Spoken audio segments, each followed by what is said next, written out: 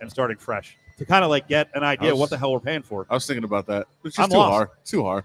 What do you mean to drop everything for like 2 days? You just don't even. It's hard to even keep track of what you're paying. That's the problem. It just comes out of 4 different accounts. Some of them are on my Venmo, some are PayPal, some are my account. I don't know what's going on anymore. These are very important issues for slovenly, not so rich radio guys.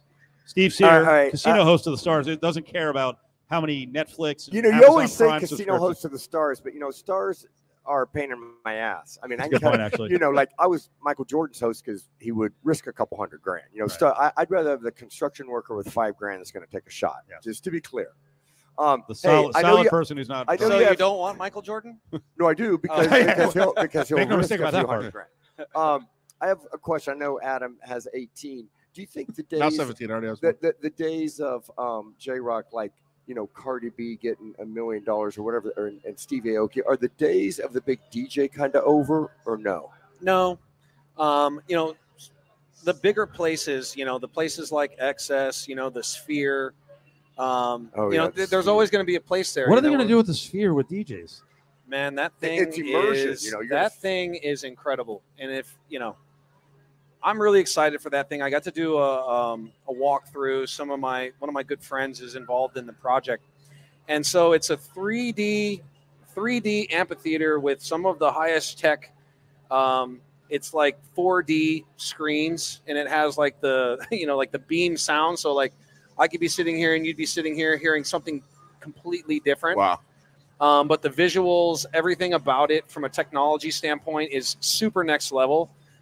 They've gone and they've created some giant residencies with like U2 and Bad Bunny and all these giant artists, and they're building a unique show for every single one of them. And I mean, we're talking about like a 4D show and things happening. I mean, even in the seats has smells, and it moves when they want you to move, and like it's incredible. Everyone's told me that we have no idea how cool it is, Cofield. That's what everyone told me. I clearly have no idea. No idea. I looked at it, I'm like, oh, it looks really neat outside. But then when he's talking about DJs and you're mentioning smells and all that, what does that do for all the other performing, art center, whatever it is, 20,000 down to 3,000? I think and I think it fits 60,000 is the capacity. The way it's set up is like every seat is a great seat. No, it can't seat 60. I think it's. I thought it was like 18,000. Maybe no wait. Thomas and Mack. You're right. Thomas and Mack. It's 20. It's 20,000, and they're trying to sell it out every day at 60,000. Oh, okay. But every seat in the house is a great seat, and again, it's everywhere you look, and plus a performance stage that's just completely next level from a production standpoint. I geek out on this kind of stuff because I love production. Like I love well-produced shows and production, and that's what I think Vegas has always been about. And so this is kind of just taking it to the next level. The technology that's in there, there's some patents on some of it. And I know they are looking at doing this Sphere in Dubai, and it's going to go to other countries, and that's one of the reasons why, So we're Madison the first? Gardens, yeah. Oh, I didn't know we're the first. Oh, yeah. We're the first. Oh, I didn't know that. Okay. Yeah, and so MSG, they just, speaking of the nightlife aspect, they just sold their shares in Tao Group so that they could finish the project because, Jim Dolan, who owns Madison Square Gardens, he believes in the project so much, and they're already, like I said, they're already planning Dubai. They're looking at, a couple other countries. It's another excuse to come to Vegas, Cofield. It is. All right, Adam. It is. All right, this is one of the most fascinating times in Las Vegas to me, and you were kind of at the center of it. You were talking about, so it reminded me. I think there's a book to be written about the battle between Palms and Hard Rock in those early days for the club dollar, the entertainment dollar, the cool, right? It was the coolest places to be, and there was like a battle back and forth. Like, how wild was that time? From the outside, it looked pretty crazy. They stole our best host. Jimmy Tipton was my boss, and we had his birthday party, and the next Monday he announced, I'm going with George of the Palms, and that was shocker. It had to be just kind of cutthroat, right? I'm not going to lie. I defected. Yeah. But it had to be just a cutthroat time, right? I mean, it was such a battle for those dollars of like the cool kids that were coming around, especially from LA to Vegas and all the the reality shows, as you mentioned. Like that had to be a wild time in Vegas. It really was. Some golden years. For me again, like when I saw what the Palms was doing and the moves that they were making, I was like, I got to go here. They used to have. They still do. They have these giant castings, for employment. And I went all 3 days, and I tried out for 3 different positions because I was like, I want to get in here, you know. Just give me something. And yeah, I tried out as, you know, multiple different things, and they, as I came back, they're like, you're the same guy. Like, we were going to hire you as this, but you're interviewing as this. And I'm like, hire me for whatever you can get me in the door as, you know, like, I'll take it. And yeah, those years were phenomenal. I mean, obviously the Palms was, you know, again, give the Maloofs a lot of credit. They made really smart moves. Plus, they had the Sacramento Kings at the time, so you had all the athletes coming, you had all the celebrities, and they were doing all the reality show stuff, and you know, some really smart guys working underneath the Maloofs. JJ, John Gray, like these guys were just really plugged in, and I learned a lot from everyone in the organization. But also, like, I always respected the fact that George, you know, being a casino owner, he would walk the floor and shake hands. And, you know, I love that. It's the old school Vegas, you know. I mean, people would know him by name, like, you know, like a little 80-year-old slot player. Be like, hey, Georgie, how are you? And he would know who she was. And, you know, I love that personal touch and attention. And I think sometimes in Vegas now we've gotten so away from that. Yeah.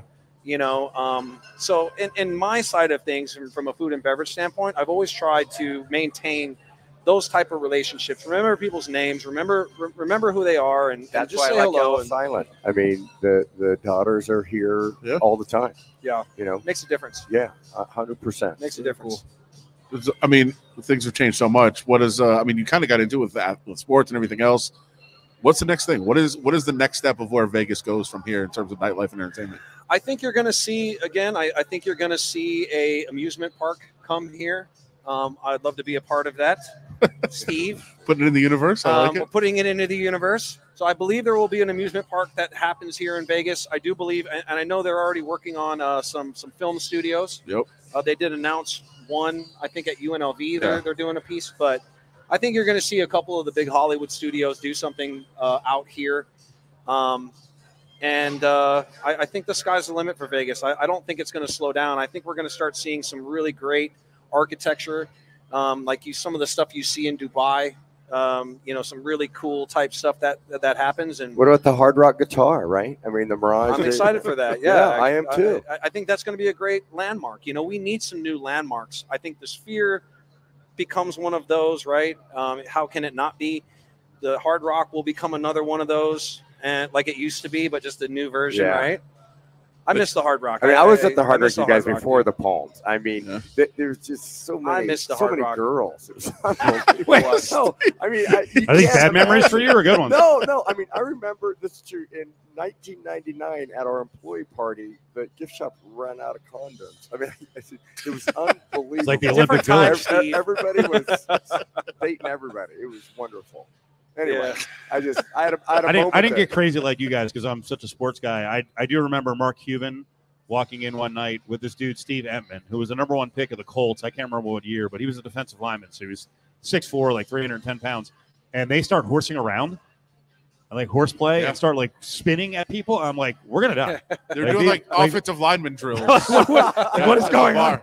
Come on, guys. Calm down a little bit. All right, before J-Roc's out, let's pop a couple of his places here. Yeah, we got like 2 minutes. We got 2 minutes left. J-Roc, I know you're involved with Mount Charleston, the hotel, which you know the Ellises own the lodge up top that burnt down. They're rebuilding that. We did Pine Dining last year. So, yeah, what can you tell us about the hotel? Yeah, I'm really excited for the hotel, right? And it's called the Retreat, 60-room hotel, tucked up in Mount Charleston, right? Really close to where the new property is going to be. Another group came in from Vail and bought Lee Canyon. Right. So you got a lot of movement there. For me, if I'm able to bring a little piece of nature and culture to Vegas, like that would be amazing. Make a little money too would be great. But I feel like we're at this period of time in our life where kids, like their feet never touch the ground. They're not connected to nature anymore. And some people don't realize that this mountain in Mount Charleston really exists. So for us, like a small remodel, of course, but keeping it very organic, keeping it, very homegrown, but really amplifying the hiking, really amplifying mountain biking. Kid's a visionary, right? It's unbelievable. I'm trying. Believe me, he and I are looking at each other with the dueling questions. Like I have a lot more. Because as I said at the end of last hour, we're on the air, and we just everything that's coming to town. Not everything. I'm overplaying it, but a lot of stuff. We're like, well, I don't know. Very cynical, and it's the innovators in this town that have changed things. Decade to decade to decade. That's why I'm going to make you guys hang out more with me, and I'm going to take you to these cool places. Just give us a job. And that's it, right? The both of it, we'll just we'll tell you everything's not going to work. That's all right.